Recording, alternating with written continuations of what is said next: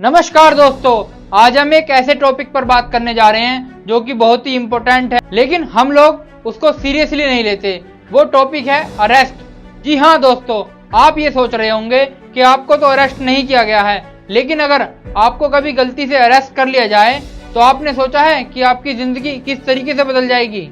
आज की इस वीडियो में हम बात करेंगे भारतीय नागरिक सुरक्षा संहिता के चैप्टर नंबर 5 के बारे में, जो स्पेसिफिकली अरेस्ट के बारे में बात करता है। आपको ये समझना जरूरी है, जब आपको अरेस्ट किया जाता है तो केवल ये एक लीगल प्रोसीजर ही नहीं बल्कि आपकी पूरी लाइफ को इफेक्ट करता है। आपका गलत तरीके से अरेस्ट किया जाना आपकी पूरी लाइफ को बदल सकता है। चलिए अब जानते हैं आखिर कैसे किया जाता है किसी भी व्यक्ति को अरेस्ट। भारतीय नागरिक सुरक्षा संहिता के चैप्टर नंबर 5 में अरेस्ट को डिटेल से डिफाइन किया गया है, जहां पर पुलिस किसी भी व्यक्ति को जब अरेस्ट करती है तो उस व्यक्ति के राइट टेम्परेली रोक दिए जाते हैं और उसकी फ्रीडम को डिप्राइव कर दिया जाता है। अरेस्टिंग का यह प्रोसेस इतना सिंपल नहीं होता है। जब पुलिस आपको अरेस्ट करने आती है तो आपके फंडामेंटल राइट्स की रेस्पेक्ट करनी होती है। अगर पुलिस आपके फंडामेंटल राइट को वोलेट करे तो यह इलीगल हो सकता है। अब बात करते हैं ऐसे कौन से स्टेप भारतीय नागरिक सुरक्षा संहिता में क्लियरली एक्सप्लेन किए गए हैं, जहां पर आपको अरेस्ट करते वक्त आपके फंडामेंटल राइट को बताया गया है। सबसे पहले आता है नोटिस ऑफ अरेस्ट। सबसे पहले दोस्तों, पुलिस को आपको नोटिस देना होगा, आपको बताना होगा कि आपको किस केस के इन्वॉल्व होने के चक्कर में पुलिस आपको गिरफ्तार कर रही है। सेकंड पॉइंट आता है राइट टू रिमेन साइलेंट। आपको यह अधिकार है कि आप अपने अगेंस्ट कुछ भी गवाही ना दें। पुलिस की जॉब आपको कन्फेशन दिलाना नहीं होती है, इसीलिए आपको तब तक शांत रहने का अधिकार है तब तक आपका एडवोकेट या आपके एक्सपीरियंस लॉयर ना आ जाए। थर्ड पॉइंट आता है कोर्ट अपीयरेंस। आपको पुलिस अरेस्ट करने के बाद 24 घंटे के अंदर अंदर निकटतम मजिस्ट्रेट के सामने पेश करेगी। वहां पर जज ये डिसाइड करेंगे कि आपको कस्टडी में रखना है या नहीं। अगर कोई भी ऑफेंस ज्यादा सीरियस आपने नहीं किया है तो पुलिस आपको छोड़ भी सकती है, जमानत दे सकती है और कोर्ट से भी आपको जमानत मिल सकती है। अब बात करते हैं साइकोलॉजी ऑफ अरेस्ट के बारे में।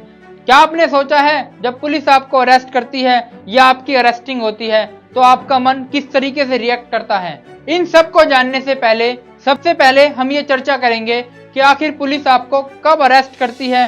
क्या वो प्रोविजन है भारतीय नागरिक सुरक्षा संहिता के चैप्टर नंबर 5 में जो बात करते हैं आपकी गिरफ्तारी के बारे में?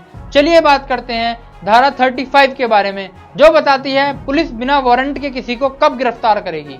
नंबर 1, अगर आप कोई भी संगीन अपराध पुलिस ऑफिसर की प्रेजेंस में करते हैं तो पुलिस आपको बिना वारंट के गिरफ्तार कर सकती है। नंबर 2, आपने कोई भी ऐसा ऑफेंस किया है जिसकी सजा या तो 7 साल है या 7 साल से ऊपर है, या कोई भी ऐसा अपराध जिसकी सजा आजीवन कारावास है। यदि आप कोई भी ऐसा अपराध करते हैं तो पुलिस आपको बिना वारंट की गिरफ्तार कर सकती है। इसके बाद नेक्स्ट पॉइंट आता है, अगर आप कोई प्रोक्लेम्ड ऑफेंडर हैं या किसी प्रोक्लेम्ड ऑफेंडर को पुलिस बिना वारंट के गिरफ्तार कर सकती है। अगर आप नहीं जानते क्या होता है प्रोक्लेम्ड ऑफेंडर, जी हाँ, भगोड़ा व्यक्ति कौन होता है, कोर्ट कब किसी व्यक्ति को भगोड़ा घोषित कर देती है, मैंने इस पर एक वीडियो बनाई है। अगर आपने वो वीडियो नहीं देखी तो डिस्क्रिप्शन में उस वीडियो की लिंक है, आप वहां से उस वीडियो तक पहुंच सकते हैं। लेकिन पहले इस वीडियो को अंत तक देखना जरूरी है। अगर आप ऐसी इंफॉर्मेटिव वीडियोस चाहते हैं तो आप चैनल को सब्सक्राइब, बेल आइकन को प्रेस कर दीजिए ताकि इंफॉर्मेटिव वीडियोस आप तक पहुंचते रहें। इसके बाद नेक्स्ट पॉइंट आता है स्टोलन प्रॉपर्टी। अगर आपसे कोई भी चुराई हुई वस्तु बरामद होती है तो पुलिस आपको बिना वारंट के गिरफ्तार कर सकती है। इसी के तहत अगर आप प्रीवियस कन्विक्शन पूर्व दोष सिद्धि के तहत कोर्ट के द्वारा रिहाई पर हैं और आप दोबारा कोई अपराध करते हैं तो भी पुलिस आपको बिना वारंट के गिरफ्तार कर सकती है। इसी के साथ सुप्रीम कोर्ट ऑफ इंडिया के एक लैंडमार्क जजमेंट के अनुसार बताया गया था, जिस केस का नाम है ललिता कुमारी वर्सेस स्टेट ऑफ यूपी, जहां पर बताया गया था कि एफआईआर का रजिस्ट्रेशन होना अनिवार्य है। इसी के साथ youth bar association versus union of India के केस में कहा गया था 24 घंटे के अंदर अंदर पुलिस पोर्टल पर एफआईआर का अपलोड होना जरूरी है। धारा 35 का क्लोज 2 बताता है पुलिस नॉन कॉग्निजेबल ऑफेंस में अरेस्ट नहीं करेगी, लेकिन मजिस्ट्रेट के रिटर्न ऑर्डर पर उसको गिरफ्तार किया जा सकता है और उसकी इन्वेस्टिगेशन की जा सकती है। अब हम बात करते हैं जो भारतीय नागरिक सुरक्षा संहिता की धारा 35 के क्लोज 7 में नया जोड़ा गया है। जी हाँ दोस्तों, अगर कोई भी अपराध 3 साल तक की सजा वाला है और उसको करने वाला अभियुक्त केवल 60 साल का है या 60 साल से ऊपर का है तो उसको बिना डायरेक्टर ऑफ जनरल पुलिस के अरेस्ट नहीं किया जाएगा। सबसे पहले डीएसपी की परमिशन लेना आवश्यक है। ये पहले सीआरपीसी के अंदर नहीं था। अब बात करते हैं धारा 36 के बारे में, जो बात करती है procedure of arrest and duty of the officer during arrest. जी हाँ, अब हम बात करेंगे गिरफ्तार करते समय पुलिस ऑफिसर के क्या अधिकार हैं, वो किस तरीके से आपको गिरफ्तार करेगा। दोस्तों, सबसे पहले तो ये है कि वो आपको गिरफ्तार करते समय बताएगा कि मैं आपको गिरफ्तार करने जा रहा हूँ, आपको टच करेगा। लेकिन हाँ, अगर नेसेसरी हो तो ही वो आपको टच करेगा। लेकिन एक इम्पोर्टेंट बात यह है, अगर किसी महिला की गिरफ्तारी हो रही है तो उसको महिला पुलिस के द्वारा ही छुआ जाएगा, टच किया जाएगा। इसी के साथ दोस्तों, जब पुलिस ऑफिसर आपको अरेस्ट करेगा तो आपको ये देख लेना चाहिए क्या वो प्रॉपर यूनिफॉर्म में है या नहीं, क्या वो पुलिस ऑफिसर ही है या नहीं।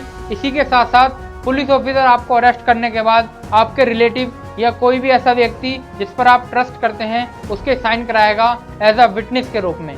अब बात करते हैं दोस्तों धारा 38 के बारे में, जो बताती है जिस समय पे पुलिस ने आपको अरेस्ट कर लिया है, ड्यूरिंग इंटरोगेशन, आपसे पूछताछ के दौरान आपको ये अधिकार है कि आप अपने पसंद के अधिवक्ता से मिल सकते हैं। दोस्तों, ये आपका मौलिक अधिकार भी है जो भारतीय संविधान के अनुच्छेद 22 में दिया है। इसी के साथ अब हम बात करेंगे धारा 39 के बारे में, जो arrest without the order of magistrate का एक अपवाद है। जी हाँ दोस्तों, जैसा कि मैंने आपको बताया कि पुलिस आपको बिना वारंट के कब कब गिरफ्तार कर सकती है। जहां पर मैंने आपको ये बताया था, अगर आप कोई भी कोग्निजेबल ऑफेंस पुलिस की प्रेजेंस में करते हैं तो पुलिस आपको अरेस्ट कर लेगी। लेकिन दोस्तों, पुलिस आपको बिना वारंट के नॉन कोग्निजेबल ऑफेंस में भी अरेस्ट कर सकती है। अगर आपने कोई संगीन अपराध भी नहीं किया है लेकिन आप पुलिस को नाम व पता नहीं बता रहे हैं, तो पुलिस आपको उस समय पर नाम या पता न बताने पर गिरफ्तार कर सकती है। इसी के साथ दोस्तों, अब चलते हैं धारा 40 के बारे में, जो बताती है arrest by a private person. जी हाँ दोस्तों, आम साधारण या आम व्यक्ति भी किसी व्यक्ति को गिरफ्तार करने के लिए कैपेबल है, लेकिन कब, चलिए इसके बारे में जानते हैं। अगर आपने कोई भी कोग्निजेबल या नॉन कोग्निजेबल ऑफेंस किया है, या फिर आप प्रोक्लेम्ड ऑफेंडर या आपको कोर्ट के द्वारा भगोड़ा घोषित कर दिया गया है, इन कंडीशन में कोई भी प्राइवेट पर्सन आपको अरेस्ट कर सकता है। लेकिन उस व्यक्ति की गिरफ्तारी के बाद आपको 6 घंटे के अंदर अंदर निकटतम पुलिस स्टेशन के अंदर पेश करना जरूरी है। अब बात करते हैं अगली धारा के बारे में, धारा 41, जो बताती है अरेस्ट बाय अ मजिस्ट्रेट। दोस्तों, कोई भी मजिस्ट्रेट, चाहे वो एग्जीक्यूटिव हो या जुडिशियल मजिस्ट्रेट फर्स्ट क्लास, अपने क्षेत्राधिकार के अंतर्गत अगर आपने कोई भी अपराध किया है, चाहे वो संगीन हो या संगीन ना हो, आपको या तो गिरफ्तार कर सकता है या गिरफ्तार करने का ऑर्डर दे सकता है। इसी के साथ धारा 42 बात करती है कि इन सभी अरेस्ट के प्रोसीजर में आर्मी या आर्म्ड फोर्स के सभी, चाहे वो जल सेना हो, थल सेना हो या नौसेना हो, सभी लोगों को प्रोटेक्शन मिला हुआ है। इन लोगों पर अरेस्टिंग नहीं होगी। अगर इन लोगों की अरेस्टिंग होगी तो वो सेंट्रल गवर्नमेंट की परमिशन के बाद ही होगी। अब बात करते हैं, मैंने आपको बताया था कि अरेस्टिंग के दौरान आपका मन किस तरीके से रिएक्ट करता है। हम बात करते हैं मेंटल और इमोशनल इम्पैक्ट के बारे में, जो ड्यूरिंग अरेस्टिंग के दौरान आपके साथ होते हैं। देखो दोस्तों, मनुष्य है तो एक सामाजिक प्राणी ही। अरेस्ट के दौरान उसके मन में फियर, गिल्ट और होपलेसनेस आता है। तो अब हम बात करते हैं कि इनसे आपको कैसे डील करना है। अरेस्ट के दौरान लोग अपनी फैमिली और करियर को लूज कर देते हैं। एक अरेस्ट आपके सोशल स्टेटस को अफेक्ट कर सकता है। आपके फ्रेंड्स, आपके रिलेटिव, आपके कलीग्स, सबका एटीट्यूड बदल सकता है। आपकी लाइफ पर यह इमोशनल और मेंटल ट्रॉमा लॉन्ग टर्म का इम्पैक्ट डालता है। और सबसे बड़ा फियर, अननोन फ्यूचर। एक अरेस्ट आपके फ्यूचर की पूरी तरीके से डायरेक्शन बदल सकता है। आपको नहीं पता चलता कि आपको जेल में कितना समय गुजारना पड़ेगा, आपके केस के क्या रिजल्ट होंगे और आपके फ्यूचर और आपके करियर पर यह किस तरीके का प्रभाव डालेगा। तो दोस्तों, आपको घबराना नहीं है। अपने अधिकारों के बारे में जागरूक होना आपका अधिकार है। इसी के साथ अगर आपको कोई भी लीगल अपडेट चाहिए तो आप हमारे चैनल को सब्सक्राइब कर सकते हैं। इसी के साथ हम मिलेंगे नेक्स्ट वीडियो में।